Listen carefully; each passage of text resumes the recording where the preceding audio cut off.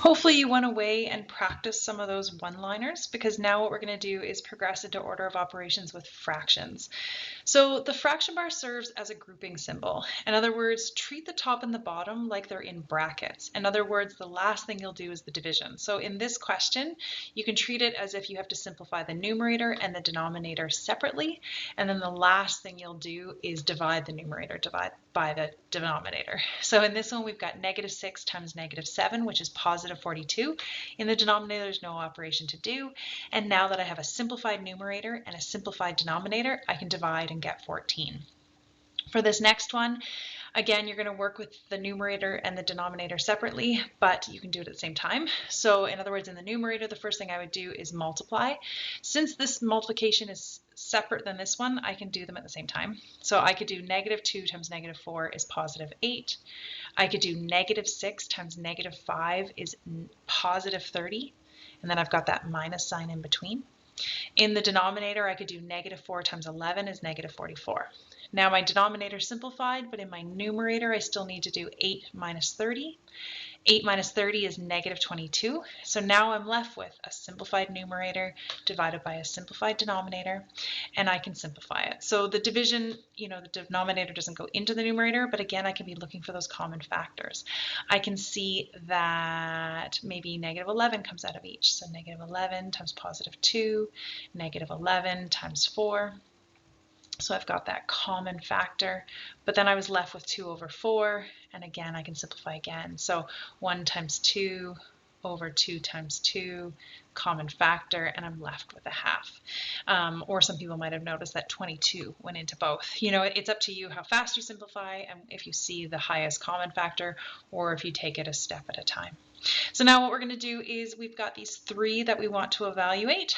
You could pause the video now and try it, or you could sort of work through it with me. In this first example, you'll notice that the denominator is already simplified, so we can write it out. In my numerator, I have an addition. So this is 3 plus -12, or 3 take away 12, which is going to leave me with -9. Now that they're both simplified, my last step is division. So -9 divided by 3 is -3. In this next one, the first thing I would do in my numerator is the multiplication, thinking about bed mass. So I've got this -4 plus, and I've got 2 times -6 is -12. In the denominator, I can do the subtraction. So -6 take away 2, or -6 plus -2 is -8. In my numerator, I still need to do the addition. So -4 plus -12 is -16 over -8. Now that they're simplified, I can do the division. So a negative divided by a negative is a positive, and 16 divided by 8 is 2. All right, in this last one, there's some more stuff. So again, brackets first. There's nothing to simplify in a bracket, besides the numerator and denominator being in brackets. So we'll move on to the exponent. So we've got this guy here. So we're going to write this numerator as 5 minus. We're going to simplify that exponent, and we're going to have that 2 outside. So again, as soon as I simplify one thing, you can see that's the only thing that changes in the expression. So -2 cubed is -2 times -2 times -2. So a negative times a negative times a negative, there's an odd number of negatives, so it'll be negative. And then 2 times 2 times 2 is 8. So this will be -8. In the denominator, your root is like your exponent. And so I'm going to replace everything except I'm going to simplify that root 9. So I'm going to rewrite it with everything except for the one operation I'm going to do. So the square root of 9 is 3. Then I'm going to keep going. So in my numerator, I'm going to do the multiplication. So I've got 5 take away. Now I've got -8 times +2 is -16. And in the denominator, I can do the multiplication. So 6 times 3 is 18. I can also do this multiplication. So take away 9 times 2 is 18.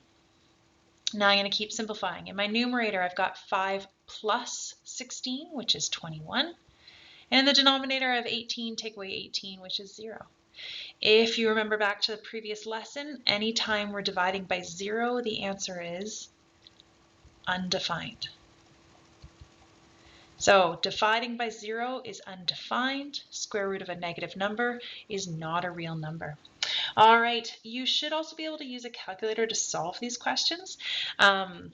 it is a good step to be able to do them by hand, one step at a time. But if you're going to go further on in chemistry or in physics or even in math, it is a really good skill to learn to be able to plug these into a calculator. So for example, if I was going to plug this first one into a calculator, I would show that this is the numerator by putting it in brackets.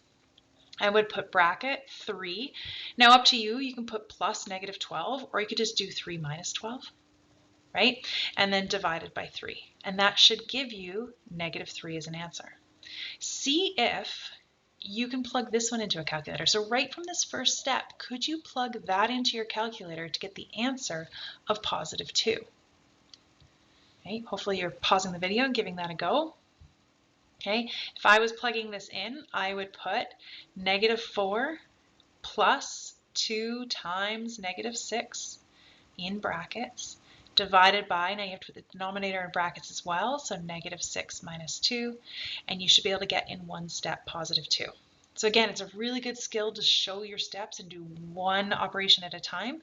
It's also a very good skill to be able to use your calculator efficiently and effectively. So these don't have to be brackets, right? That could be the multiplication sign. Some people, instead of putting brackets around the numerator, they'll plug the numerator in and then hit equals. So then you don't need the numerator in brackets, but then you have to make sure your denominator's in brackets. So you'd have to do negative 6 minus 2 in brackets. Otherwise, it'll divide by negative 6 and then subtract 2 from the whole answer. See if you can give this one a go. What would it look like plugged into a calculator? Right? So the numerator would be 5 minus negative 2 cubed times 2 in brackets, divided by bracket 6 times the square root of 9 minus 9 times 2 in brackets. See if you can plug it in. See if you get error, right? So your calculator, when it's an undefined answer, will say error. All right, so hopefully you were able to give those a go. Hope you feel a little bit better with order of operations, and we'll see you in a bit.